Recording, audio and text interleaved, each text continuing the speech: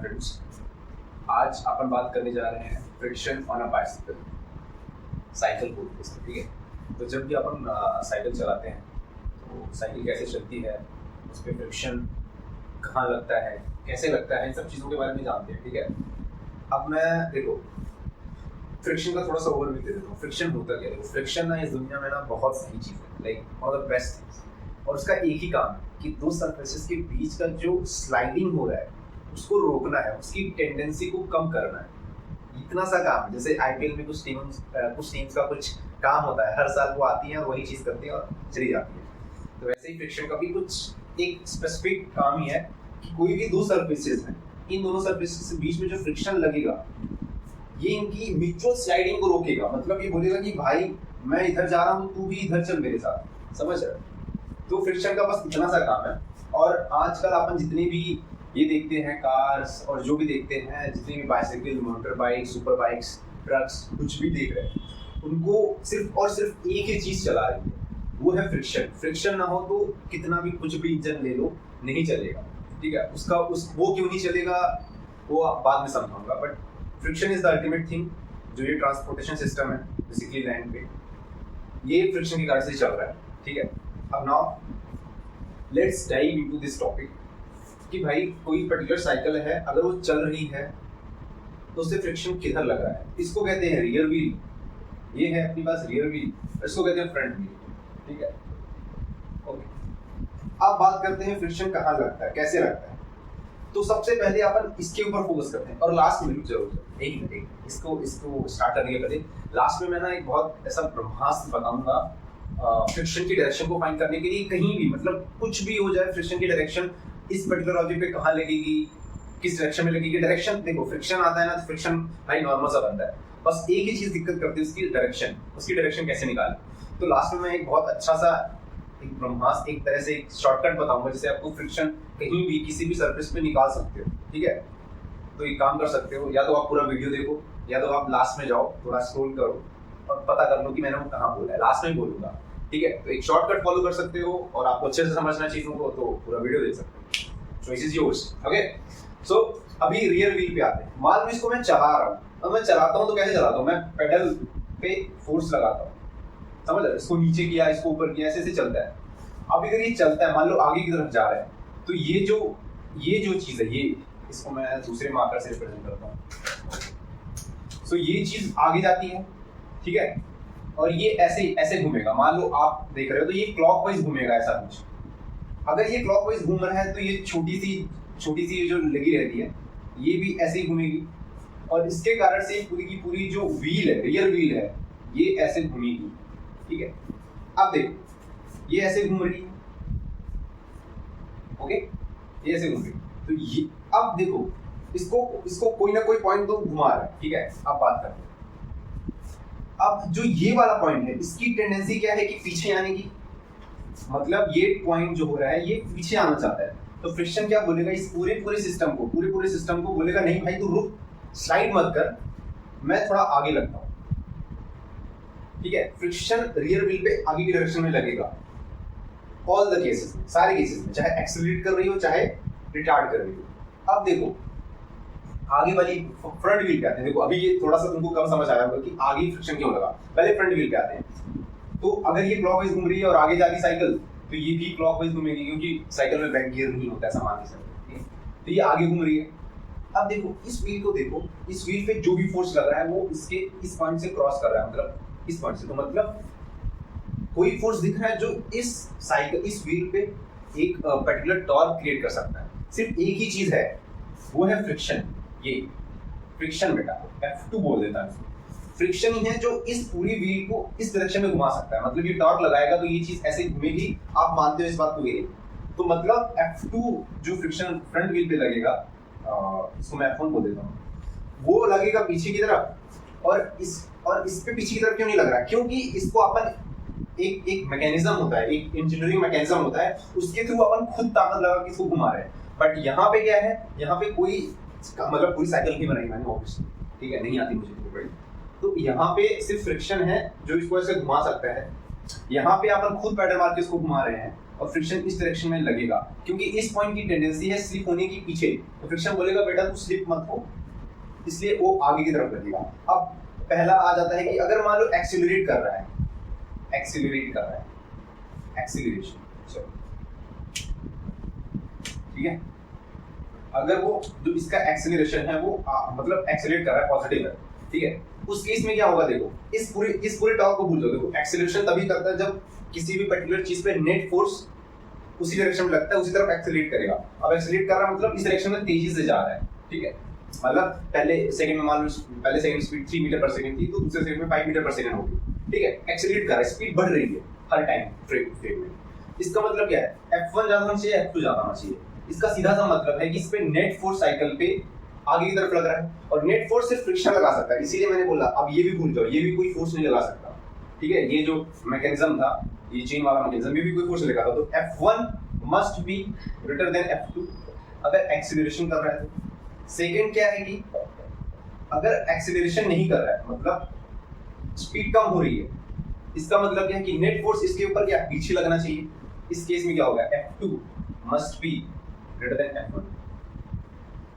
देखो दोनों केसेस में फ्रिक्शन की डायरेक्शन सेम रहेगी, पीछे वाली व्हील पे आगे लगेगा, ऐसे लगो अपोजिट, अगर तुमको रटना है तो, ठीक है, पीछे वाली व्हील पे फ्रिक्शन आगे लगेगा, आगे वाली व्हील पे फ्रिक्शन पीछे लगेगा, ठीक है, दोनों केसेस में, चाहे एक्सीलरेट कर रही हो, चाहे एक्सीलरेशन हो, चाहे डी एक्सीलरेशन, ठीक है, और मतलब चाहे एक्सीलरेशन चाहे डी एक्सीलरेशन, और अगर एक्सीलरेशन हो रहा है इसका मतलब क्या है कि F1 जो होगा पीछे वाले फोर्स ज्यादा होगा, क्योंकि पीछे पे आगे की तरफ लगता है और वो आगे की तरफ ज्यादा जैसे जा रही है, मतलब F1 must be greater than F2, और इस केस में क्या होगा, F2 must be greater than F1, ठीक है, ये चीज समझ आ गई।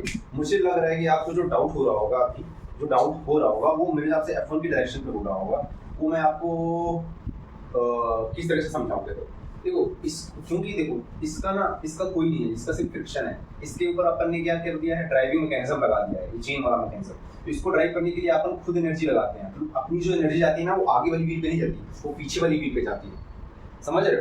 तो इस अपन एनर्जी लगा के इसको घुमा रहे हैं, बट इसको घुमाने के लिए कोई नहीं है, तो फ्रिक्शन इसका साथ देता है, F2 इधर लगा के भाई मैं तुझे घुमाता हूँ, और अपना पूरा साइकिल आगे जाता है।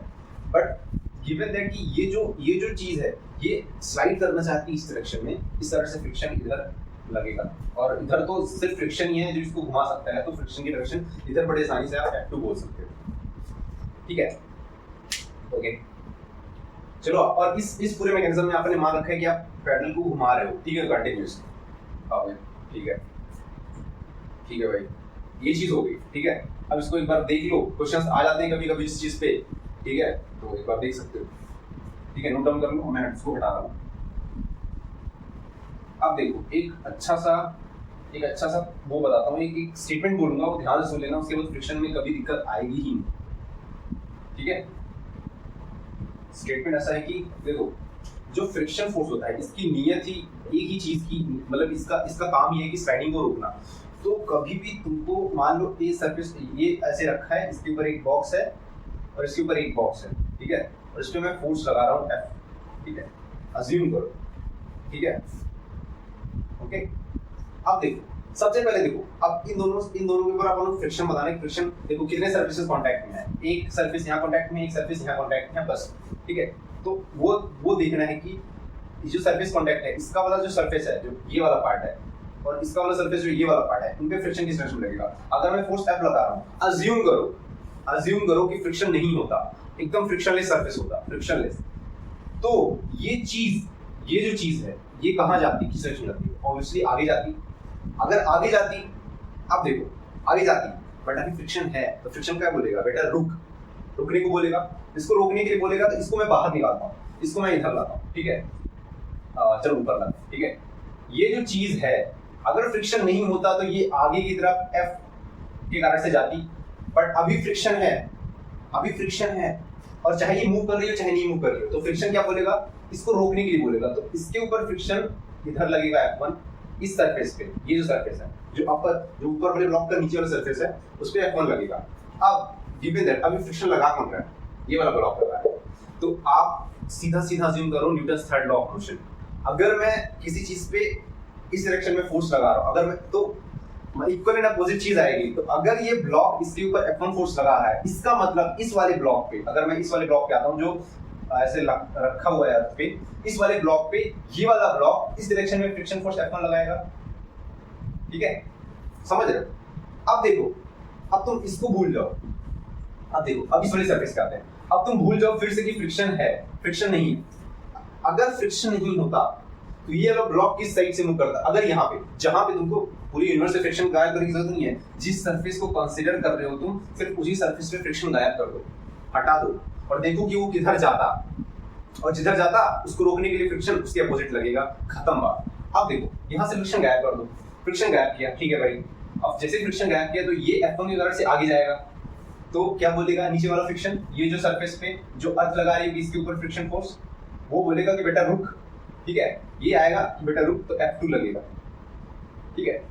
तो अब देखो, अब आगे ना देखो, अब मान लेते हैं कि इस क्वेश्चन में कि कोई भी ब्लॉक मूव नहीं कर रहा है, मतलब F1 उतना ज्यादा नहीं है कि वो मूव कर सके, तो अब क्या होगा कि F ऐसा लग रहा है धीरे धीरे बढ़ रहा है, तो तुमसे एक क्वेश्चन पूछ सकता है कि ठीक है, F अपनी लिमिट एक्सीड नहीं कर रहा है जिसपे ये ब्लॉक मूव करने लग जाए, ठीक है, कर भी देता है तब भी अपन ये एनालिसिस कर सकते हैं। बट इस केस में मान लेते हैं कि F कोई भी ब्लॉक मूव नहीं कर रहा, बस फ्रिक्शन लग रहा है, मतलब ये चाह रहा है कि जाए बट जा नहीं पा रहा है ड्यू टू फ्रिक्शन।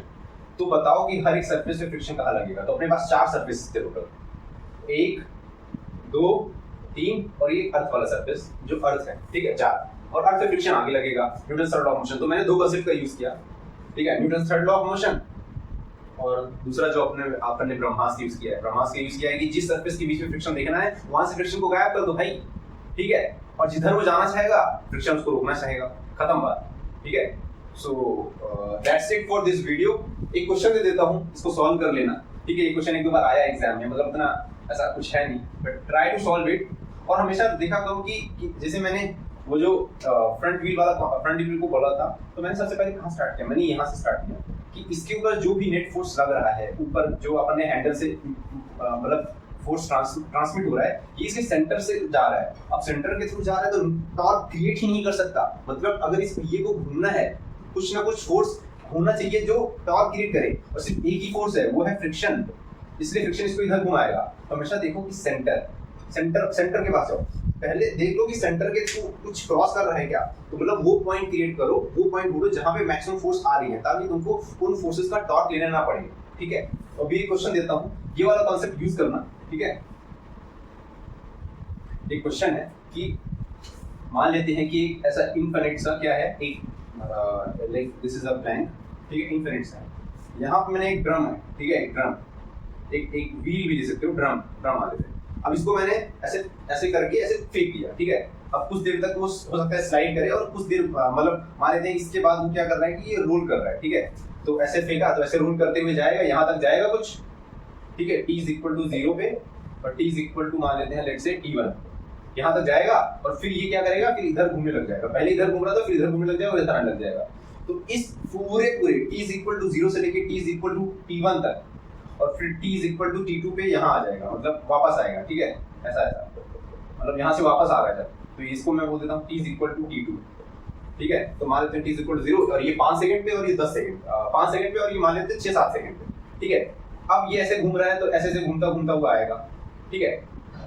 तो अब मैं ये पूछ रहा हूँ यहाँ पे ऐसा, ठीक है, अब मैं ये पूछ रहा हूँ कि इस पूरे मोशन के टाइम पे t0 से t1 तक गया और t2 से t1, तो t0 से t = 0 से t = t1 तक फ्रिक्शन की डायरेक्शन बतानी है इस पर्टिकुलर व्हील पे, ठीक है, फ्रिक्शन डायरेक्शन बताओ। और t = t2 से लेके t1 से लेके t = t2 पे फ्रिक्शन की डायरेक्शन बताओ। ये क्वेश्चन करो और कॉन्सेप्ट यूज करना कि सेंटर ढूंढना और टॉर्क देखना, कौन सी टॉर्क की जीरो हो रही है, और फ्रिक्शन ही अकेला ऐसा बंदा रहेगा जो इनको टॉर्क देगा, ठीक है। क्वेश्चन थोड़ा है, और जब आंसर आएगा तो आपको लगेगा है ये भी आंसर हो सकता है क्या, ठीक है, और वो सही आंसर है, ठीक है। तो थोड़ा सरप्राइजिंग आंसर होगा, but try to solve this question, और या दैट्स इट। वो ब्रह्मा से याद रखना, ठीक है, अगर लास्ट में देखा हो तो ठीक है, तुमने ये सब चीजें मिस कर दी होंगी, बाकी चीजें बहुत बताई मैंने, वो भी जाके देखो यार, पूरा वीडियो देखो, ठीक है। Thank you, like, subscribe, comment and share with your friends who are in JEE NEET preparation mode. Do share this video, क्योंकि अगर आप बीटेक कर रहे हो या फिर आप ग्रेजुएट हो चुके हो तो आपके लिए वीडियो नहीं है, ठीक है, देख सकते हो for the fun of physics. Okay, thank you.